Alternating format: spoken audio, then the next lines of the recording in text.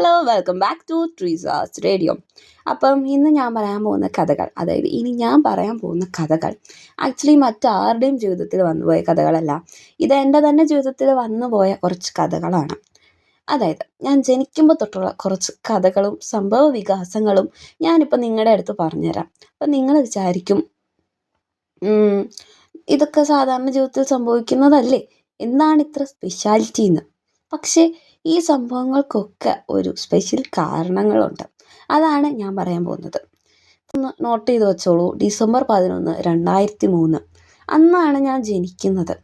അപ്പം പലരും വിചാരിക്കും, അയ്യോ ഡിസംബർ 25 ശരിയാണ്, ഞാനും പലപ്പോഴും വിചാരിച്ചിട്ടുണ്ട്. ഡിസംബർ 25 ജനിക്കുമായിരുന്നെങ്കിൽ ഇച്ചിരി സൂപ്പർ ആവത്തില്ലായിരുന്നോ? കാരണം ഡിസംബർ 25 എൻ്റെയും ഉണ്ണീഷോടെയും ബർത്ത്ഡേയുടെ കേക്ക് ഒന്നിച്ച് മുറിക്കാം. ഒന്നാമത്തെ ഗുണം. രണ്ടാമത്തെ ഗുണം, അന്ന് ഇറച്ചി മീനൊക്കെ കഴിക്കാൻ പറ്റുന്ന ദിവസമായതുകൊണ്ടും അന്ന് എന്തുകൊണ്ടും എന്നെ കാണിച്ചാലും മേടിക്കും എന്നതുകൊണ്ടും എനിക്ക് അഭിമാനത്തോടെ പറയാം, എൻ്റെ ബർത്ത്ഡേക്ക് ചിക്കനൊക്കെ വെക്കും എന്ന്. അതും നടക്കൂല. പിന്നെ അത് മാത്രമല്ല, ഒരു ചെറിയൊരു കഥയുണ്ട്. അതായത് പൊതുവെ കുറച്ച് ആൾക്കാർക്കൊക്കെ അറിയാമായിരിക്കും. അതായത് ഈ ഡിസംബർ 25 ജനിച്ച കുട്ടികൾക്കൊക്കെ ഭയങ്കര കഴിവുകളാണ്. അപ്പം ഞാനും വിചാരിച്ചു, അയ്യോ ഡിസംബർ 25 ജനിക്കായിരുന്നു. പക്ഷേ ഒന്നും നമ്മുടെ കയ്യിലല്ല. അതിൻ്റെ ഉത്തമ ഉദാഹരണമാണ് എൻ്റെ ജനനം. കാരണം ഡോക്ടർ പറഞ്ഞിരുന്നത് ഞാൻ ഡിസംബർ 25 ജനിക്കും എന്നാണ്. പക്ഷെ ഞാനിങ്ങ് പോന്നു. അത് പൂർണ്ണമായിട്ടും എൻ്റെ സമ്മതത്തോടെ ആണെന്നും പറയാൻ പറ്റില്ല. അതിൻ്റെ പിന്നിലും ഒരു വലിയ കഥയുണ്ട്. അതായത് ഞാൻ ജനിക്കുന്ന സമയത്ത് എൻ്റെ ചേട്ടായിക്ക് ഒരു 3.5 വയസ്സ് കാണും. ഒരു കൊച്ചെറുക്കൻ, അതും വികൃതി എന്നൊക്കെ പറഞ്ഞ.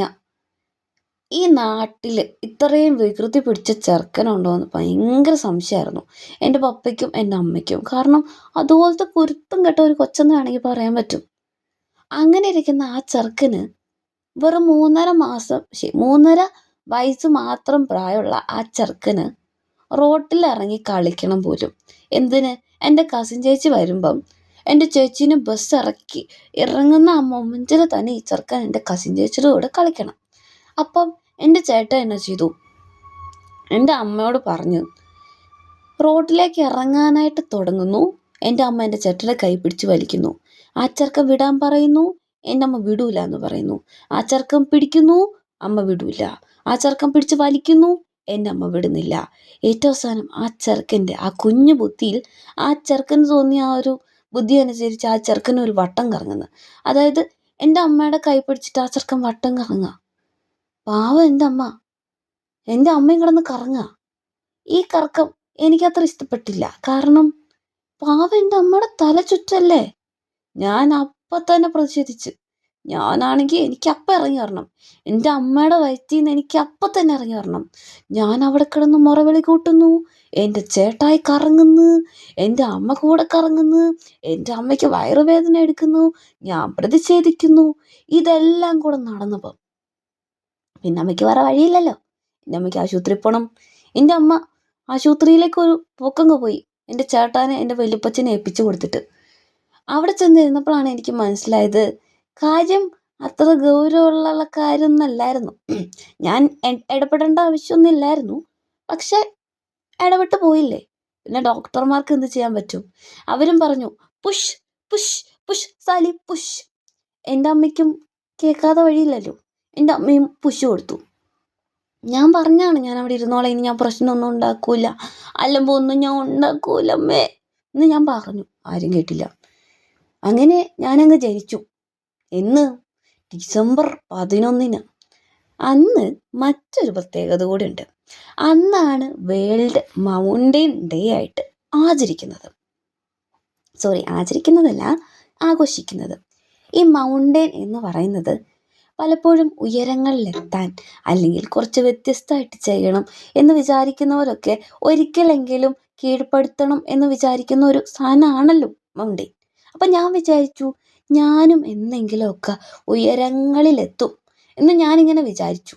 പക്ഷെ കുറച്ച് വലുതായി കഴിഞ്ഞപ്പോഴാണ് എനിക്ക് മനസ്സിലായത്, അന്ന് ജനിക്കുന്നതിന് വേറൊരു അർത്ഥം കൂടെയുണ്ട്. അതായത് ഉയരങ്ങളിലെത്താൻ മാത്രമല്ല എല്ലാവരും മലേനെ യൂസ് ചെയ്യുന്നത്. ഈ മലേനെ ചവിട്ടി കയറിയിട്ടാണ് എല്ലാവരും ഉയരങ്ങളിലെത്തുന്നത്.